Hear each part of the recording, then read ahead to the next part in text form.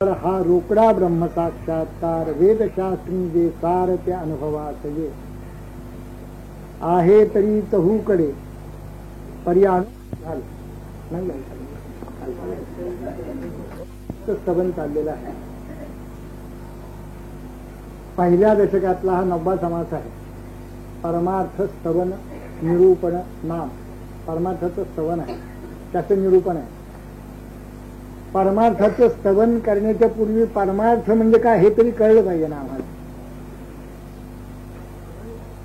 कोणासाठी परमार्थ नको नको नको नको कोणासाठी परमार्थ आहे आणि परमार्थाचा नेमका अर्थ काय हे कळलं पाहिजे. पहिल्यांदा सांगून टाकलं की परमार्थ हा साधकांसाठी आहे. हा साधकांचा निज स्वार्थ आहे. परमार्थ साधकांसाठी आहे आणि त्यांचा तो निज स्वार्थ म्हणजे स्वरूप स्थिती आहे, ब्रह्मस्थिती आहे, आत्मभाव आहे. परमार्थाचं फलित त्याचं लक्ष आत्मभाव, स्वरूप स्थिती, आत्मदर्शन, स्वरूपानंद हे आहे.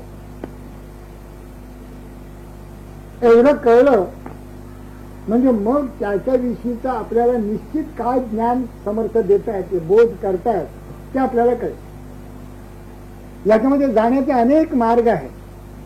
हा संप्रदायात मुळी स्वरूप संप्रदाय, अयोध्या मठ असं समर्थांचा संप्रदायात मुळी स्वरूप संप्रदाय.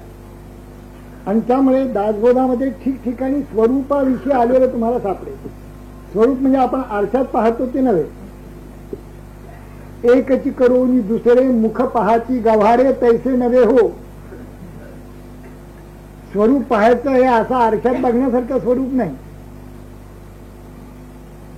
हे पहाणे ऐसे असे वीरा जैसे न बोडलिया विहिरा आपल्या ठाई धरा भरोनी ठाके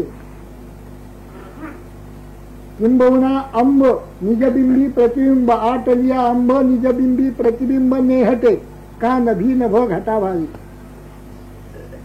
ना तरी इंधनांशू सरलिया वन्ही परते आपण पेया. एकदा तो ती लाकडं संपली म्हणजे त्या लाकडाला लागलेला अग्नी जसा आपल्या स्वरूपामध्ये जातो, सहज स्वरूपाने राहतो, दृग्गोचर होत नाही. असा नाना इंधनांशू सरलिया वन्ही परते आपण पेया तैसे आपे आप धनंजया न्याहाळणे दे असं हे पाहायचं.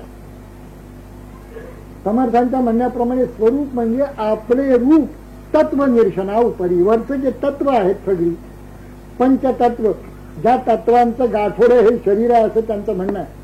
तत्वांचे गाठोडे शरीर याचा पाहता विचार एक आत्मा निरंतर आपण नाही.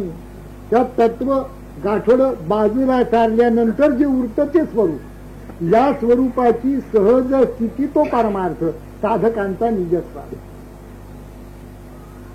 नाना मार्ग आहेत पण त्यांनी एकच मार्ग नेमका दिलेला आहे. आकाश मार्गी गुप्त पंथ. मागच्या इतर मी सांगितलं होतं आपल्याला सगळे निरूपण झालेलं आहे. पण काय मध्ये 8 दिवस जातात ना. महत्वाचं निरूपण असलं म्हणजे थोडे देखील इकडे तिकडे जाता कामा नये. ज्ञानेश्वर महाराजांनी असा एक संवाद घातलाय अर्जुनात आणि गोपाळ कृष्णात. हे पहा, मी तुला हे जे सगळे शास्त्र सांगितलं ना, हे सगळं तू नीट लक्ष देऊन ऐकलंस ना का सांडी लिखुरी गेले.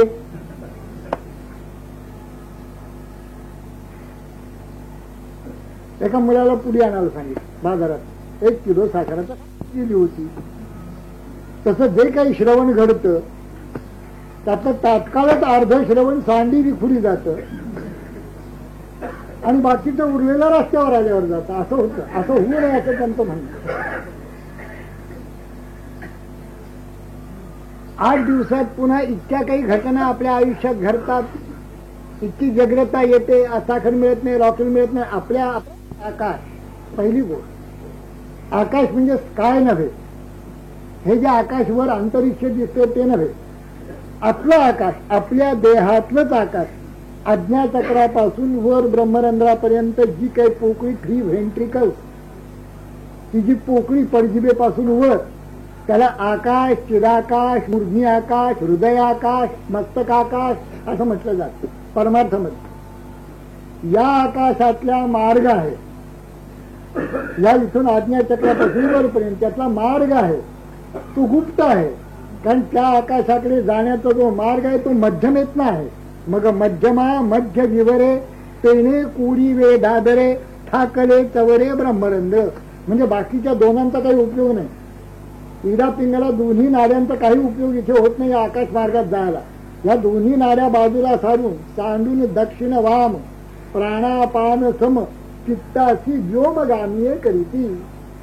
चित्ताला मनाला व्योमगामीय म्हणजे आकाशात नेतात. हा तो आकाश मार्गी गुप्त पंथ जाणीची योगी समर्थ असं म्हणतात. इथे जायचं म्हणजे मध्यमेतच जायला लागतं. इथे दुसरा मार्गच नाही. ही मध्यमा बंद आहे बहुतेकांची. कारण आपण या नागपुरीनी फाफू करत असल्यामुळे व्यवहारात आणि दमून श्रमून आपण पडत असल्यामुळे रात्री संध्याकाळी 8 साडेआठ ती माहिती नाही. मध्यमा ही काय चीज आहे ते माहिती नाही. मध्यमेतला तिथे मार्ग आहे हे माहिती नाही. कसं जायचं हे माहिती नाही. परमार्थ चालू आहे म्हणून साधकांचा निजत्व. म्हणजे या मार्गामध्ये योग मार्गामध्ये त्या तिथूनच जायला लागतं. नामस्मरणामध्ये जसं नाम घेता घेता मनच रामरूप करायला लागतं. मन जे काही आपलं आहे मत्सरग्रस्त आहे, दांभिक आहे, अहंकारी आहे, कामुक आहे, मत्सर काय नाना तरीके काही त्याच्यामध्ये आहे, लोभी आहे,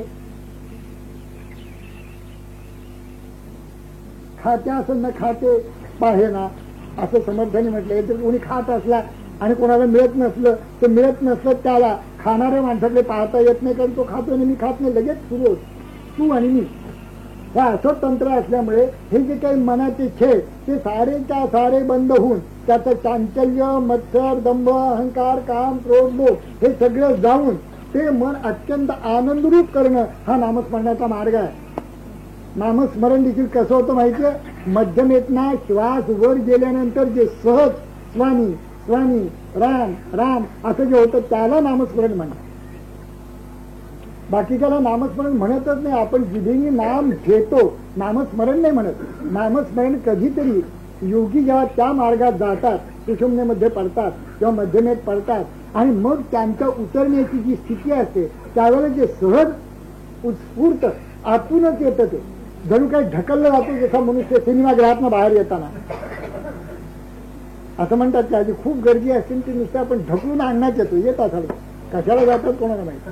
मी आणखीन एक शब्द वापरणार होतो पण ते तर कसं इथे वापरायचं म्हणून कशाला जातात हेच मला कळेल. पण ते जसं त्याचा उपयोग मला याच्यात होतो.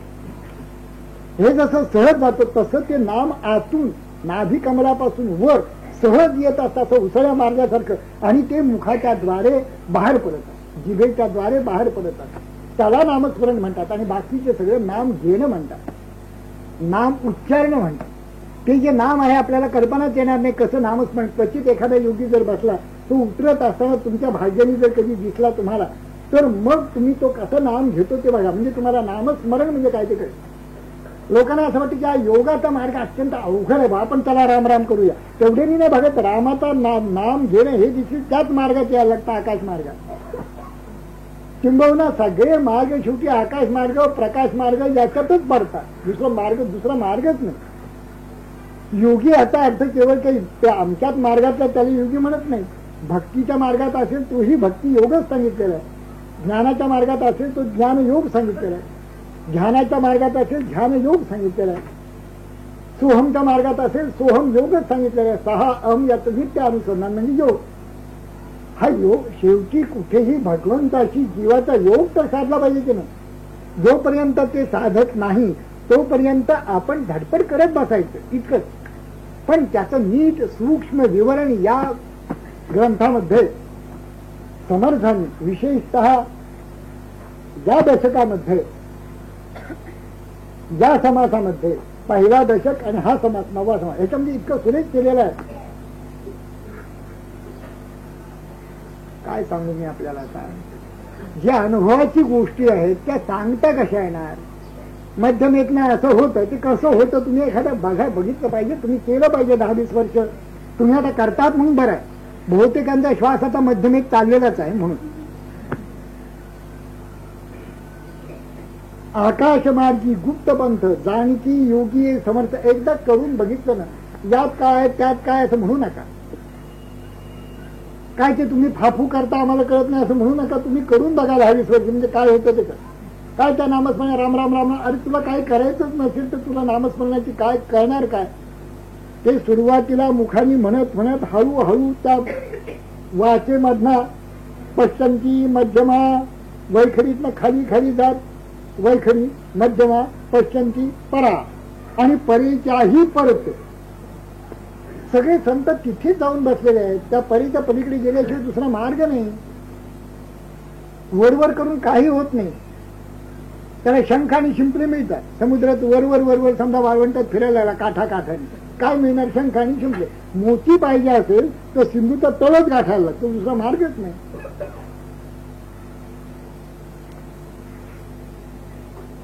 हे साराचं निजसार आहे. साराचेही निजसार अखंड अक्षयी अपार. कधी न जाणार हाता आलिया तरी न वेचे भूगीताही न वेचे वरी विटेही ना. आपण जे जीवन जगतो ते आणि जे परमार्थी मंडळी जीवन जगतात ते, ह्याच्यामध्ये फरक आहे. आपण म्हणजे सर्वसाधारण माणसं, ह्याच्यामध्ये फरक आहे.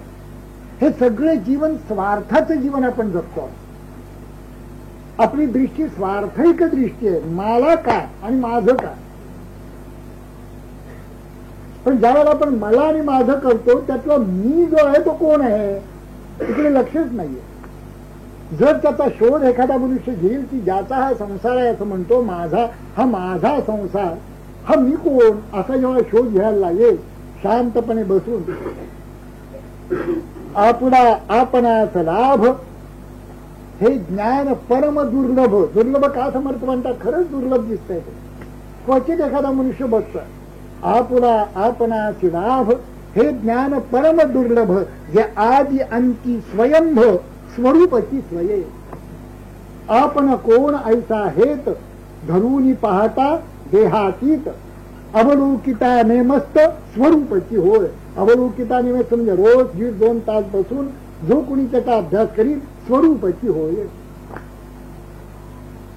मग त्याला लक्षात येते की आकाश मार्गात जाण्याचा गुप्त पंथ आहे. योग्यानं हा कळतो. आपल्यालाही तिथे कळला पाहिजे, आपण तिथे जायला पाहिजे. मग कुठेतरी तो जातो, कोणीतरी स्वरूपानंद, कोणीतरी ज्ञानोबा, कोणीतरी गोंदरेकर महाराज, कोणीतरी असं कुठेतरी जातो. आणि मग विचारतो की महाराज मी कसा जाऊ. मग ते म्हणतात, हातात माळ देतात. ते म्हणतात आधी माळ घेऊ. तिथे लक्ष ठेव. त्या माळेची मणी कशी फिरतात ना त्याच्यावर लक्ष ठेवून बस. मग माळ टाकून दे आणि मग शांत बसून बडबड वृथा का करावी, मौन्य मुद्राची धरावी, सोहम शब्दाची जपावी पवनमाळ. मग तू पवनमाळ घेऊ. श्वासोच्छ्वासा बरोबर नृसिंह सरस्वती माळ. सोहम शब्दाची जपावी पवनमाळ. आळंदीचे नृसिंह सरस्वती माळ पवनमाळ. त्या तऱ्हेने मग तो प्रयत्न करतो. आणि मग करता करता सोहम करता करता प्राण आणि मन त्याला ती मध्यमा सापडते केव्हा तरी, आणि तो जाऊन बसतो. ते संपलं काम. मग आकाश मार्गी गुप्त पंथ जाणकी योगी समर्थ. मार्ग ज्या क्षणी हातात माळ आली, ज्या क्षणी रामनाम झाला त्या क्षणी मार्गस्थ झाला. मार्गाचा शेवट आकाश मार्गामध्ये स्थिर होणं. मन आणि प्राण हा मार्गाचा शेवट. कुठूनही जा, कोणत्याही बाजूनी जा, तिथेच जायला लागतं. दुसरा मार्गच नाही. भेटण्याची जीवशिवाची गाठच म्हणजे आज्ञाचक्रात, आणि तिथून वर पडत असते. जर त्याच्या अलीकडे कुणी असेल तर त्याची गाठ नाही पडणार. तो पडत राहील, गाठ नाही पडणार. उदंड ग्रंथ वाचून हे काम होणार नाही. हे बसूनच होत. नामस्मरणाला अथवा ध्यानाला, नामस्मरण ध्यान एकच आहे. साराचे ही निजसार अखंड अक्षयी अपार. हे शब्द वाचत असताना आम्हाला काय वाटतं हे तुम्हाला कळते की नाही कोणाचं, बहुतेक कळत असावं. हे साराचं निजसार आहे. हे शब्द नाही आहेत. हे शब्द नभती देखा ब्रह्म साम्राज्य दीपिका अर्जुनाला जी चितकळिका उलविल्या श्रीकृष्ण. हे शब्द नाही आहेत खरं म्हणजे. साराचेही निजसार असं ज्या वेळेला समर्थ म्हणतात त्यावेळेस त्यांच्या मनस्पटला पुढे संपूर्ण परमार्थाचा गाभा उभा असला पाहिजे. हे सांगत असताना कल्याण स्वामींना, हे सांगत असताना योगीराज कल्याण स्वामी महाराज की जे आपण रोज करतो त्या योगीराज कल्याण स्वामी महाराजांना हे सांगत असताना, डिक्टेट करत असताना, सारांचेही निजसार जेवढ्या म्हणून सारभूत वस्तू या जगामध्ये आहेत आपल्याला ते वाटतं की हे सारभूत आहे. त्या सारभूत वस्तूंचंही सार, सारांचेही निज सार, आणि तेही सार आपलं आहे, आपलं आहे, स्वरूपाचं आहे, आत्मानंदाचं वैभव आपल्या जवळ आहे. असं सारांचेही निज सार अखंड, त्याला खंड नाहीये, अखंड, अक्षय, अपार, अपरंपार आहे, त्याला पार नाही असं हे सुख आहे. अखंड आहे, काही खंडित नाही. आता सुख आहे मग दुःख आहे, मग सुख आहे मग दुःख आहे, असं गटांगळ्या नाही सुख दुःख आहे. अखंड, अक्षय. तुमचा ज्ञानियांचा, योगियांचा अक्षय ठेवा, जाणार नाही असं समर्थ म्हणतात. अखंड, अक्षय, अपार, नेऊ न शकती तस्कर. दुसरा कोणीही तस्कर याचा अर्थ जो परमार्थ करत नाही तो. आपण चोराला चोर म्हणतो, पण परमार्थ करत नाही त्याला संत तस्कर म्हणतो. आपले भाऊबंद असतात, काही बघत नाही. कोणी एखादा त्यांच्यापैकी करायला लागला तर त्याच्या आणखीन पाय पाठीमागे ओढणारे. आता हे लागले, लागले म्हणजे काय? तुम्ही लागा, तुम्हाला काही कोणी बंदी केली का? असंही म्हणतात. करून करून भागले आणि देवपूजेला लागले. आपण लागले ना आता देवपूजेला, वाड्याचे जर वाढणीक झाले तर हे का नाही जाणार पलीकडे? त्यांनी काय वाटणारे केलेलं नाही. करून करून भागले म्हणजे काय? नोकरी केली, धंदा केला, एवढंच ना.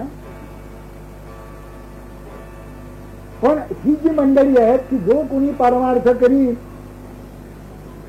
लहान मुलगा मुलगी जर 18-20 वर्षाचा जर काही बसायला लागला तर बाप, आई, भाऊ, बंद, काका, मामा सगळे त्याचे तस्कर, शत्रू.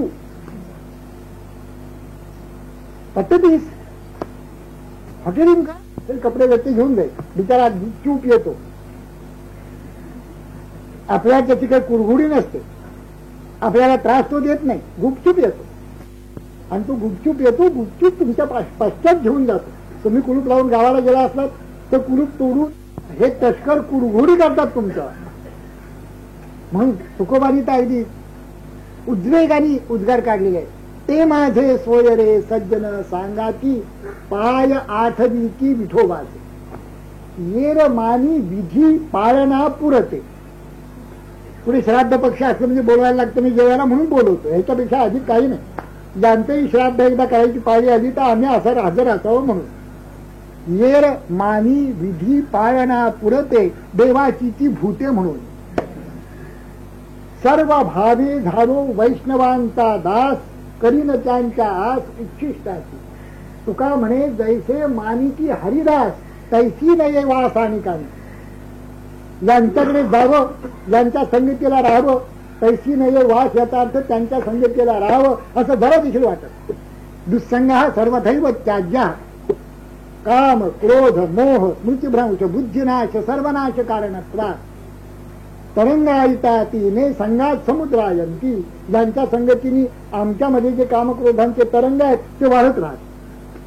म्हणून नको हा दुःसंग, याला समर्थाने तस्कर म्हटलेला आहे. नेऊ न शकती तस्कर. आपल्याला वाटतं तस्कर म्हणजे आता या विद्येला तस्कर कसे नेणार, हे काही चोरी करण्यासाठी विद्या आहे. पण ही जी मंडळी आहेत ना ती तुम्हाला खाली उडू पाहतात परमार्थात ना. कोणी कोवळा एखादा मुलगा मुलगी, एक मुलगा बसत असे घ्याणार, त्याच्या बापाला आईला फारसं, आईला आई बोलत नसे, बापाला अजिबात आवडत नसे. हे काय बरं, तो मुलगा चांगला इंजिनियर झालेला म्हणजे काय असं सामान्य नाही. 24 चर्या करत बसले, त्याला म्हणतात सार्कॅस्टिक. कसं याच्यापेक्षा उघड उघड निंदा पुढे, हे निंदा व्यंजक, असं व्यंजकाने बोललं जातं, निंदीने बोललं जातं.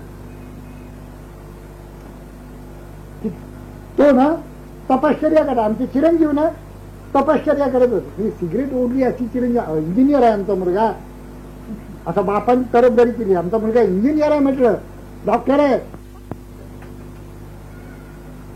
याला म्हणायचं तस्कर. बाप हा तस्कर जर असं म्हणत असेल तर, आई तस्कर, आपले बांधव तस्कर. पण जरी असले तस्कर, नेऊ न शकती तस्कर. ही विद्या अशी आहे, अध्यात्मविद्या. अध्यात्मविद्या विद्यानां वादः प्रवदतामहम्. अखंड नेऊ नशाचे अखंड अक्षयी साराचे ही निजसार. एक एक ओळी तुम्ही आपलं चिंतन करत बसा. साराचे ही निजसार अखंड अक्षयी अपार नेऊ न शकती तस्कर काही केल्या. काय वाटेल ते करू देत त्यांना, का हवं ते बोलू देत. एकदा गुरुकृपा झाली आणि तो बसायला लागला गुरुकृपेने, काय वाटेल ते बोलू देत. फार फार तर जर चाणाक्ष मनुष्य असेल ते यांच्या वेळा चुकवून बसेल. मी त्याला विचारलं तू काय करतोस आता, त्यामुळे वडील ऑफिसमध्ये गेले तुम्ही बस. बरं, वडिलांचं म्हणणं काय की तू कर पण फार करू नको.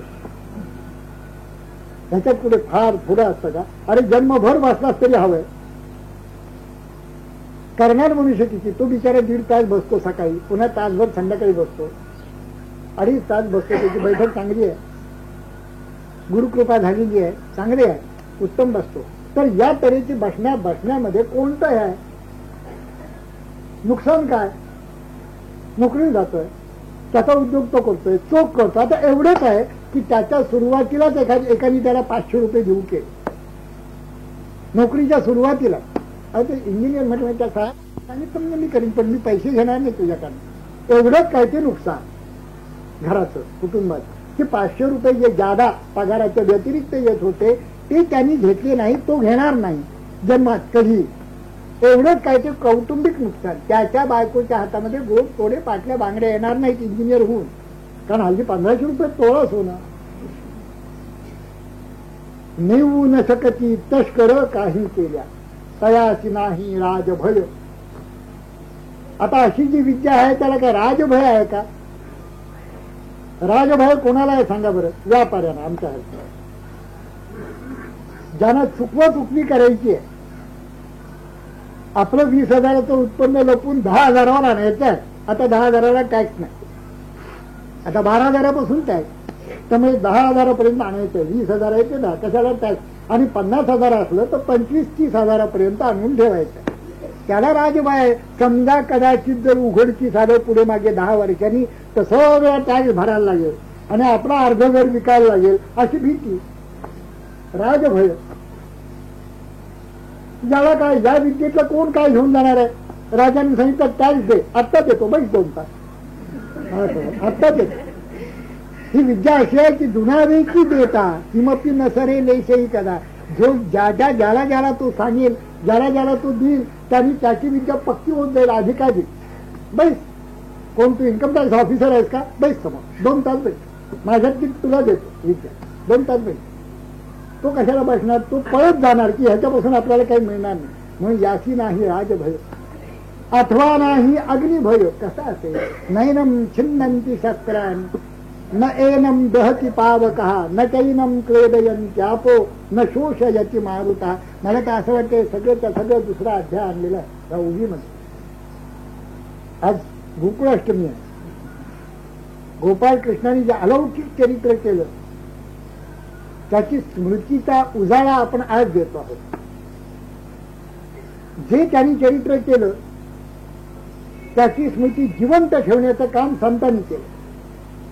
जे काही ते करून गेले चरित्र ते कोणत्या स्वरूपाचं होतं, काय होतं, कोणत्या पद्धतीने जीवन त्यांनी घातलं, किती उंच उंच जीवन त्यांचं होतं हे सांगण्याचं काम संतांनी केलेलं आणि संतांनीच ते सांगावं. बाकीच्यांचं हे काम नाही. गोपाळ कृष्णांचं चरित्र काय होतं हे सांगण्याचं काम सामान्य माणसाचं नाही, ते संतांनीच करावं. नमाम कर्माणि विंपन्ति नमे कर्म फले स्पृहा इति माम योभिजानाति कर्म भिर्न सबध्यते. हे मदती स्तव झाले परी म्या नाही केले ऐसे जेणे जाणितले तो सुटला गा.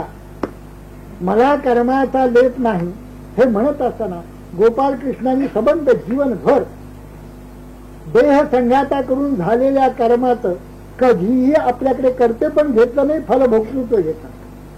जन्माला आले ते तुरुंगामध्ये, अंतकाळ झाला तो बाण लागून व्याधाचा विषारी बाण. आपल्याला वाटतं म्हणजे आपल्याला बाण लागला हे तर काहीच वाटत, आपल्याला मात्र सुई टोचली तर वाटतं. अहो गोपाळ कृष्णाला बाण लागला ना काही नाही का म्हणजे काही उगतच झालंय काही नाही. हे तो बाण लागला असताना ते कलंडले असेच कलंडले. शांत बसले होते, सगळ्यांचा निष्पात करून बसले होते. असे कलांडले ते. बाण जबरदस्त होता. त्याला वाटलं मृगाचं तोंड आहे म्हणून त्यांनी बाण मारला, आणि बाण मारला तो आरपार गेला होता, इकडून इकडे इकडे गेला होता, आणि तो बाण असा रुतून बसलेला, विषारी बाण. तो भीत भीत आला, हे असे कलंगले होतो, तो भीत भीत आला, आणि तो म्हणाला, याद म्हणाला की भगवान, मीच तुम्हाला मारलं. जगामध्ये अनेकांना मारणारी मंडळी भेटतील, पण प्रत्यक्ष भगवंताला मारणारा आभाजी जीवा मी एकटाच आहे. त्याच्यावर भगवंत म्हणतायत तो बाण तसाच पायामध्ये, मा भई ही जरा व्याध कामयेश कृतोसी मे. काही घाबरण्याचं तुला कारण नाही, घाबरू नकोस. अरे माझीच इच्छा होती त्याप्रमाणे झालं. आपण बोलू, सुई टोचली एखाद्याची सुई, अरे बुटाचा पाय पडला तर लगेच असं होतं. आणि तिथे व्याधजिता सांगितले त्या स्थितीमध्ये, आणि इतकंच नाही तर त्याला सांगितलं अभयदान देऊन की तुला प्रत्यक्ष दाखवतो, विमान येईल आणि तुला घेऊन येईल. हे अलौकिक चरित्र, नमाम कर्मा आणि लिंपनचे अलौकिक चरित्र. जे काही ते खेळ खेळले, जे काही त्यांनी कंस चालू ज्यांना मारलं, जे काही कौरवांचा निकाल केला, निष्पात केला, परित्राणाय साधूनाम विनाशाय च दुष्कृताम धर्म संस्थापनार्थाय संभवामी युगे युगे सत्सुखे धर्म कोंडे सत्सुखे विश्व कोंडे धर्माची जगी नांदे भक्ता निघती दोंडे सात्विकाशी. हे जे वर्णन केले ज्ञानोबांनी, अशा प्रकारची ही मूर्ती प्रकट झाली आणि अधर्माचा सारा अंधकार नष्ट झाला असं ज्ञानोबांनी वर्णन केलं.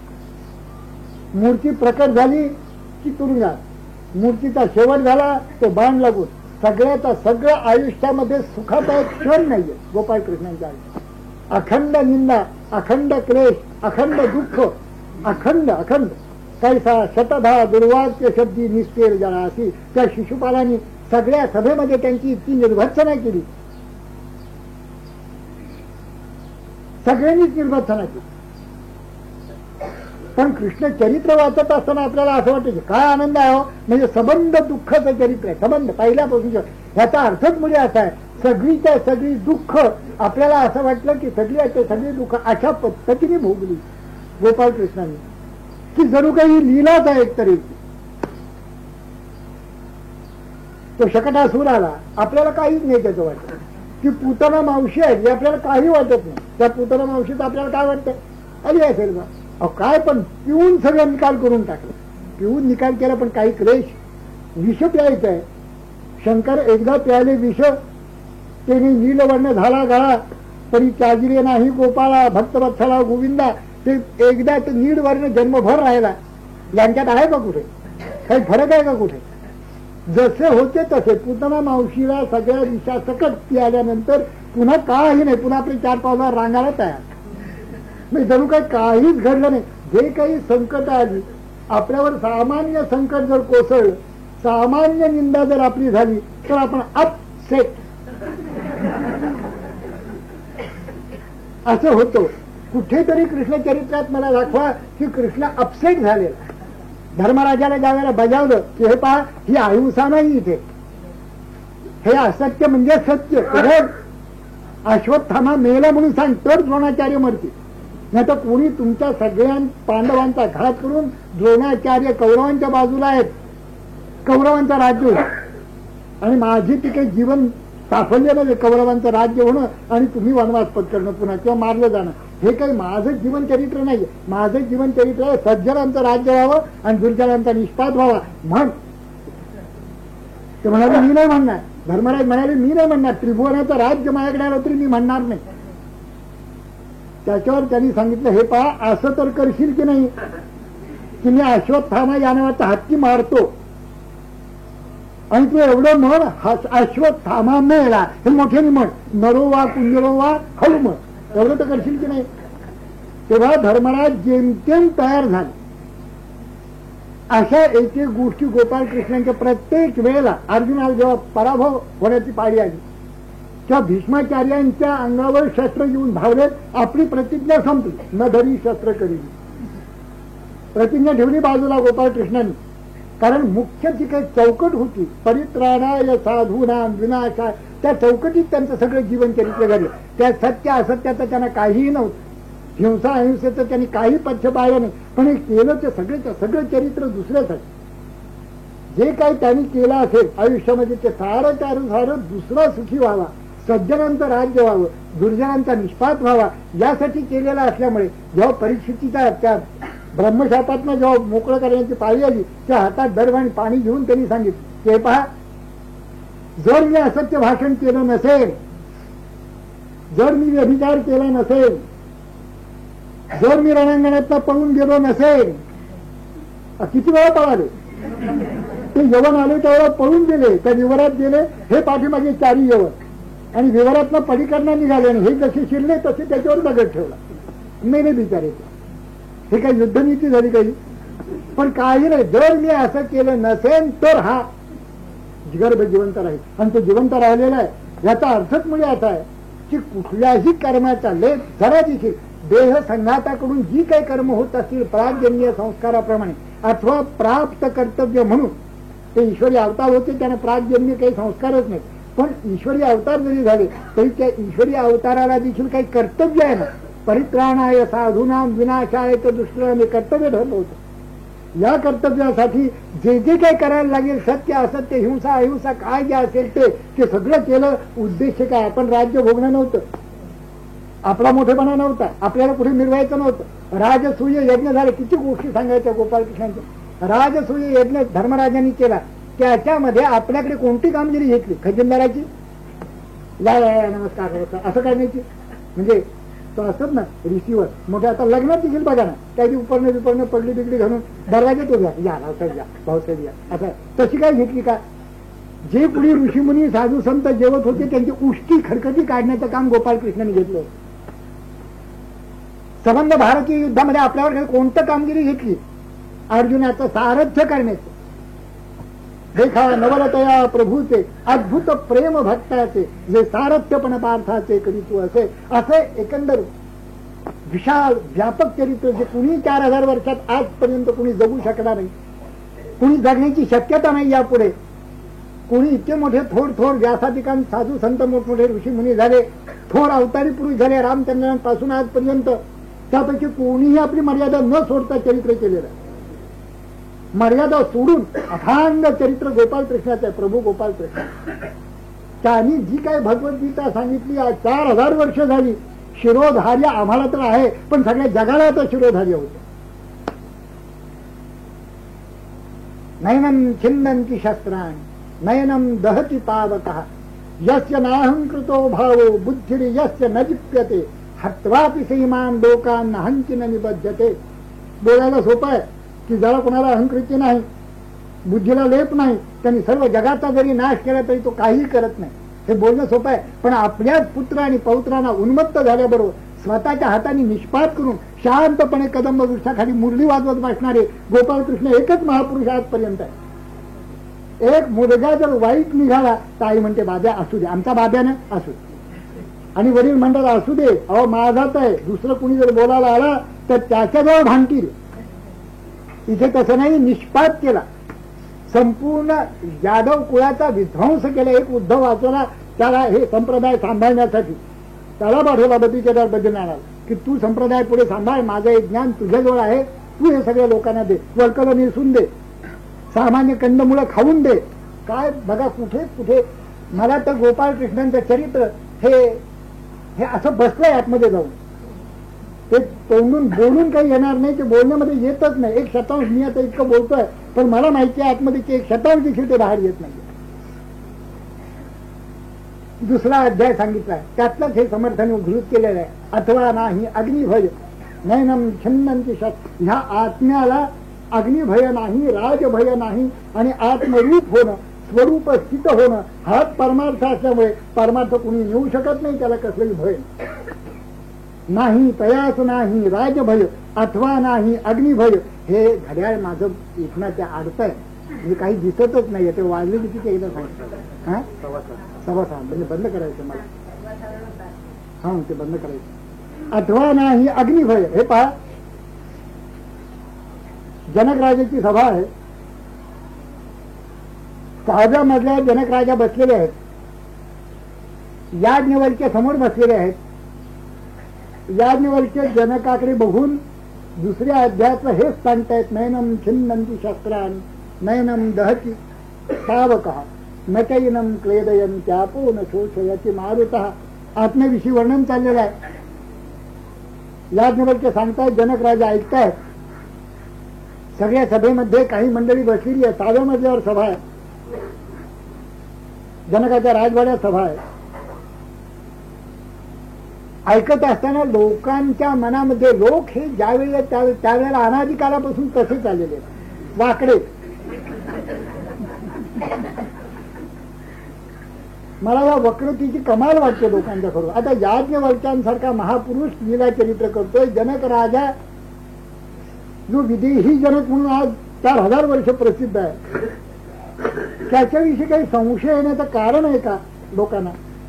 पण त्या सभासदांना असा संशय आला की जनक हे राजा असल्यामुळे याज्ञवल्क्य त्यांच्याकडे बघून बोलतायत. आता काय बोलायचं सांगा, आमच्याकडे बघत नाही. अरे तुमची थोबाडा बघा ना, मग बोला. काय बघायचंय तुमच्याकडे? काही तपश्चर्या केली का तर तुमच्याकडे बघायचंय? काय कधी हरिस्मरण केलं का? खऱ्या अर्थाने भक्ती केली का? तुम्ही सगळं व्यवहार केला, तुमच्याकडे काय बघायचं बरं? म्हणजे याज्ञवल्क्यांनी बघावं. आता आपण बघू एकमेकांकडे, पण याज्ञवल्क्यांनी बघावं असं काय तुमच्याजवळ आहे सांगा बरं? पण नाही. हा संशय आल्याबरोबर आणि याज्ञवल्क्यांनी ते जाणलं, त्यामुळे त्यांनी आपल्या शक्तीने त्या राजवाड्याला अग्नी लावला. धूर यायला लागला. धूर आल्याबरोबर चुळबुळ सुरू झाली की काहीतरी झालेली तिथे भानगड. याज्ञवल्क्य सांगतायत, जनक राजा ऐकताय. पहिला मजला पेट घेतला पहिल्या मजल्यानी, त्याबरोबर निम्मे लोक या पलायती दिवस पलायनम कुर्या, त्याप्रमाणे निम्मे लोक संपले. न सांगता आपोआप गेले, निम्मे उरले. दुसऱ्या मजल्याला आग लागली. याज्ञवल्क्य सांगतायत, नयनम छिन्नंती शस्त्रान नयनम दहती पावका सांगतायत. जनक राजा तन्मयतेने ऐकतायत. दुसऱ्या मजल्याला आग लागली, आणखीन त्यातले उरल्याचे निम्मे गेले. तिसऱ्या मजल्याला आग लागली, आणखीन संपले. 5व्या मजल्याला आग लागली, सगळे गेले. 6व्या मजल्याला आग लागली, जनक राजाचं अंग पेटायला लागलं. याज्ञवल्क्य सांगतात, जनका सावध हो, अग्नी लागलेला आहे, पेटतोय. जनक राजा उत्तर देत आहेत, नयनम छिन्नंती शस्त्रान नयनम दहती पावकः न चैनम क्लेदयन्त्यापो न शोषयति मारुतः. महाराज आपणच आता सांगतायत ना, दोघंच आहेत की ते आता गेले सगळे पळून, की आपणच सांगतायत याला अग्नी भय नाही, याला पाण्याचं भय नाही, याला कशाचंही भय नाही. मी अमर आहे, नित्य अमर आहे. अग्नी लागलेला असताना शरीराला हे जनक राजा बोलतायत. याज्ञवल्क्य शांत झालेले आहेत. आपल्या शिष्याचा बोध बघून ते शांत आहे. म्हणून ते विदेही जनक, त्यांना पक्क माहिती झालंय की आत्म्याला अग्नी भय नाही, पाण्याचं भय नाही, तस्कर भय नाही, कशाचंही भय नाही. तयास नाही राजभय अथवा नाही अग्निभय अथवा श्वापद भय बोलायचे नाही. भगवान पाणिनी अरण्यामध्ये व्याकरण शिकवत आहे. 2-4 शिष्य, त्याच्यापेक्षा अधिक शिष्य नाही. आता जर 2000 विद्यार्थ्यांचं कॉलेज नाही आणि 100 लोकांचा एक 100-150 लोकांचा एक क्लास. अगदी त्या शिष्यापासून गुरुपर्यंत शिष्य आणि गुरु एकरूपच झालेले. अशा पद्धतीने ते सांगतायत. व्याजघ्रती ती व्याघ्र, घ्राणेंद्रिय अत्यंत तीव्र आहे तो व्याघ्र असं सांगतात. अरण्यच असे एक झोपडी, अरण्य, वृक्षाखाली बसलेले आहेत शिलाखंडावर 2-4 शिष्यांचे. इतक्यामध्ये वाघाची एक धडकाळी आली आणि वाघाने उडी मारली त्यांच्या समोर. त्याबरोबर ही जी 4 शिष्य होते ते पळाले. बरोबर कोणी झोपडी गेले, कोणी झाडावर चढले. प्रचंड वाघ समोर उभा राहिल्याबरोबर ते सगळे पळाले. पाणीनी तिथून बसल्या जागेवर ओरडला, हाच तो वाघ, याचं घाणेंद्रिय तीव्र, याचं व्याजघ्रतीची व्याघ्र, हाच तो वाघ. इतक्यात वाघाने त्यांच्या अंगावर उडी मारली. त्यांचे पाय धरून तो वाघ फडफडत घेऊन जायला लागला. जे तोंड उघडवतं त्यातनं ते सांगतायत व्याजघ्रतीची व्याघ्र. त्यांना भीती नाहीये, श्वापदाची भीती नाहीये. त्यांना माहिती आहे आत्मा अमर आहे, मी अमर आहे. आहेत की नाही पाणिनी आज अमर. जर व्याकरण शिकायचंच असेल तर पाणिनी अनुसरल्याखेरी कोण व्याकरणकार व्याकरण लिहू शकतो? आज 2000 वर्ष झाली तरी पाणिनीच राहिले व्याकरणकार, पुष्कळ झाले व्याकरणकार, पण पाणिनीच राहिले. आणि त्यांना नाम दिलं भगवान पाणिनी.